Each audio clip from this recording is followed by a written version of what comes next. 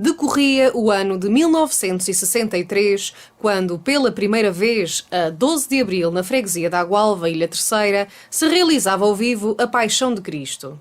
Este evento religioso, todo ele feito ao ar livre e em vários pontos daquela bonita e pitoresca freguesia, à qual muitos chamavam o Pomar da Ilha, pelos muitos pomares ali existentes, bastante produtivos e de variadas frutas. Este evento foi uma iniciativa do padre José Nunes Coelho de Menezes, que alguns meses antes, ou seja, a 25 de julho de 1962, tinha ido exercer o sacerdócio daquela paróquia. Este evento aconteceu por 3 vezes nesta freguesia da Agualva e julgo ter sido o único do género na Ilha Terceira. Realizava-se de 3 em 3 anos, tendo acontecido pela segunda vez a 8 de abril de 1966 e pela última a 4 de abril de 1969. A encenação coreográfica, preparação de textos bíblicos, cenários construídos ou naturais, estavam sob a orientação do Padre Menezes, que contou com a participação da comunidade local, quer para figurantes, quer na preparação de cenários e roupas que levasse este evento, que marca a era cristã, ao mais real possível. Sendo o povo terceirense um povo de fé, na pessoa de Jesus Cristo, de grande religiosidade e prestação de culto à Igreja Católica, facilitou certamente a preparação e a realização de todo o evento. Nesta primeira foto temos a última ceia de Jesus Cristo, na companhia de seus discípulos, os apóstolos, aos quais Jesus, como a profetizar a sua morte e todo o seu poder divino que iria prevalecer pelo tempo fora, disse ao repartir do pão, gesto este praticado por todos os sacerdotes nas Eucaristias: "Isto é o meu corpo, que será entregue por vós." Depois pegou no cálice, ergueu e disse: "Este é o cálice do meu sangue, o sangue da nova e eterna aliança, que será derramado por vós e por todos, para a remissão dos pecados. Fazei isto em memória de mim." Aqui assiste-se ainda à última ceia, num plano visual mais abrangente dos espaços circundantes, onde se pode ver centenas de pessoas a assistir, pomares junto às habitações e, ao fundo, a igreja paroquial desta freguesia da Agualva. Jesus, aqui falando para os seus discípulos, disse: "Um de vós me atraiçoará." Questionado por todos de qual seria, quando chegou à vez de Judas, este perguntou: "Serei eu, Senhor?" Jesus respondeu: "Tu mesmo o disseste." Judas levantou-se e abandonou o recinto. Nenhuma outra freguesia da ilha teria espaços para cenários naturais tão apropriados para este evento como a freguesia da Agualva. Pela sua vegetação, formação geológica, paisagem geográfica e toda uma conjuntura habitacional e de acessibilidades que muito facilitaria as mais variadas etapas da Paixão de Cristo. Aqui o vemos no Horto das Oliveiras, orando enquanto os discípulos dormiam. Ainda no Horto das Oliveiras, Jesus, orando e sentindo ele também a angústia da morte, vê descer dos céus um anjo que o vem consolar. Dali, e na maior tristeza, vai de novo ao encontro dos seus discípulos, os quais por 2 vezes encontrou dormindo. Disse-lhes agora: "Dormi e repousai. Chegou a hora. O Filho do Homem vai ser entregue nas mãos dos pecadores." E assim, por entre o arvoredo do horto e da escuridão da noite, surgiram lanternas e aqueles que tinham por missão levar Jesus preso. Com eles vinha Judas, o qual aqui vemos aproximar-se de Jesus para o saudar com um beijo, identificando-o. O beijo da traição. Beijo que arrancou dos lábios de Jesus a célebre frase: "Judas, com um beijo me vendeste." Neste quadro, vemos Jesus a ser levado logo após a sua prisão pelas tropas e outros figurantes, onde se inclui Judas, ao Sinédrio, onde seria surrado e zombado por alegar ser o Filho de Deus. Também se pode ver no plano arquitetónico e de vivências da época uma casa de arrumos de 2 pisos em pedra, muito típica do meio rural que servia para arrumar as alfaias agrícolas, carros de bois e outros utensílios utilizados na agricultura. Mais ao fundo, vê-se o grande peão de milho, já quase inexistente nos dias de hoje. Aqui vemos Pilatos apresentando Barrabás e Jesus à multidão. Depois deste sofrer torturosa flagelação e por ser habitual na Páscoa libertarem um preso, Pilatos perguntou: "Qual dos dois creis que seja libertado?" Ao qual a multidão, em uníssono e enfurecida, respondeu: "Barrabás." Assim, se ia cumprindo a profecia em que o Filho de Deus, feito homem, morreria às mãos do mundo para o salvar. Este quadro passa-se numa habitação de moradia ainda existente na freguesia, com alguns traços arquitetónicos bastante apropriados para o efeito.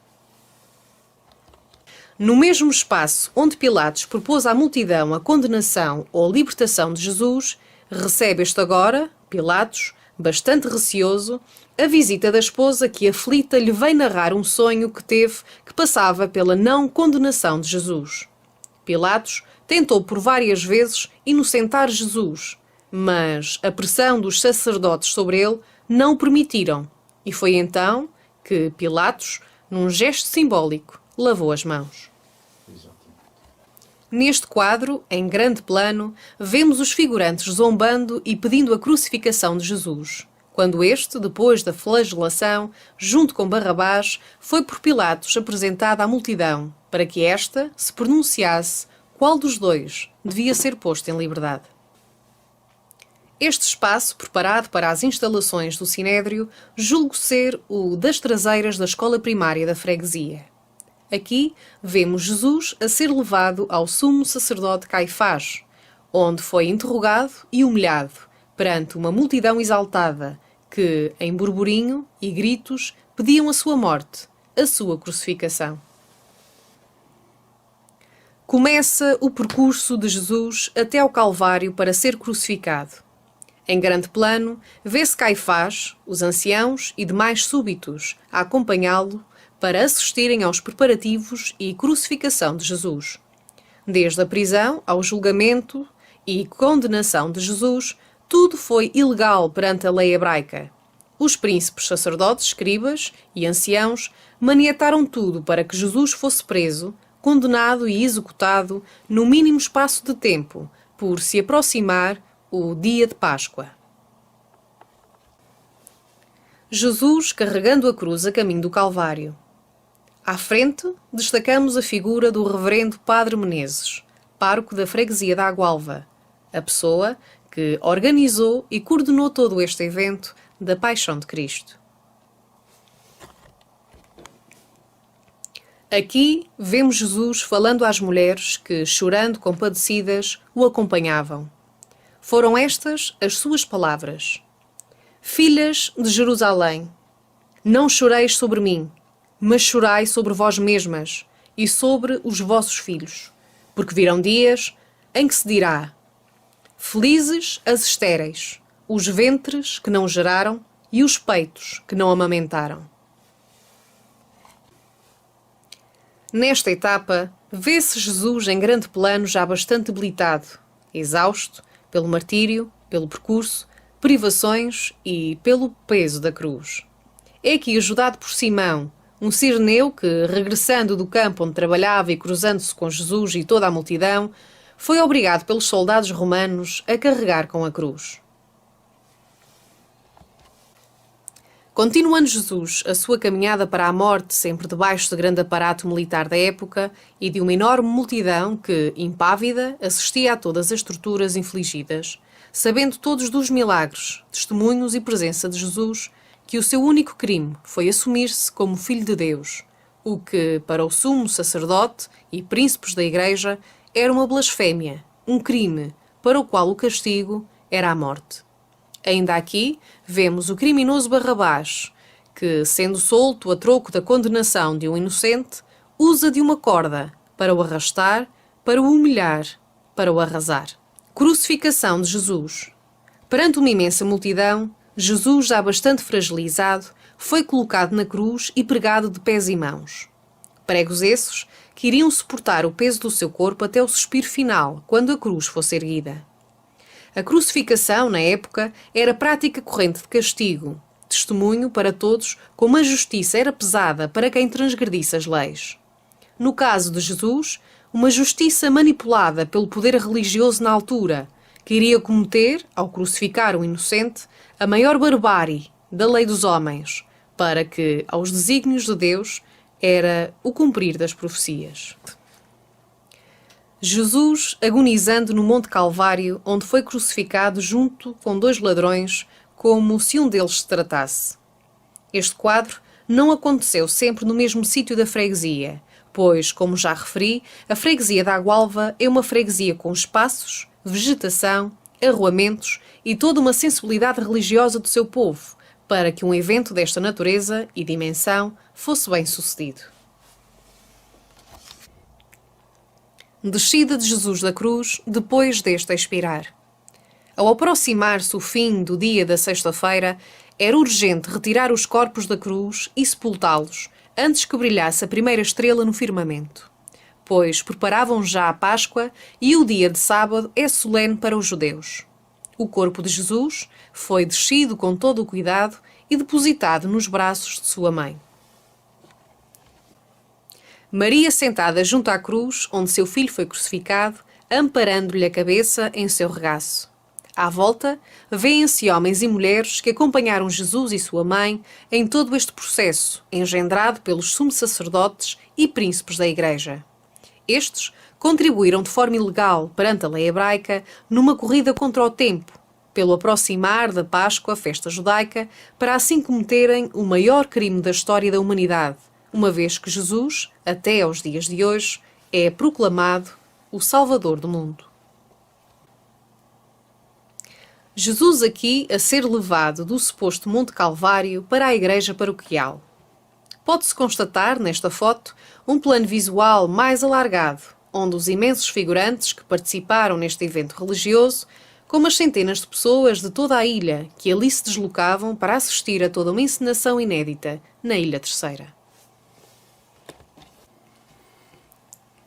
O discípulo João, sempre próximo e fiel a Jesus, aquele que na última ceia tinha encostado a cabeça no seu ombro, ampara agora, junto com Maria Madalena, Maria, mãe de Jesus, que, dolorosa e mutilada pela dor, chora a morte do seu filho.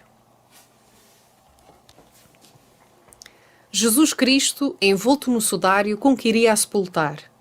Neste quadro há um personagem muito interventivo, José de Arimateia, que, segundo alguns dados bíblicos, era membro do Sinédrio que condenou Jesus.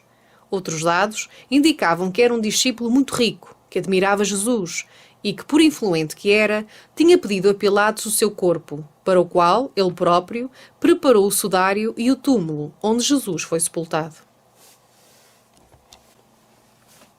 A realização deste evento na década de 60 na freguesia da Agualva, pela grandeza do acontecimento histórico que marca a era cristã no mundo, pelo impacto que teve em toda a Ilha Terceira, pela qualidade de encenação, dos trajes, dos figurantes, dos locais e da envolvência da comunidade agualvense, merece ser um registro honroso na história da freguesia a delegar para as gerações vindouras.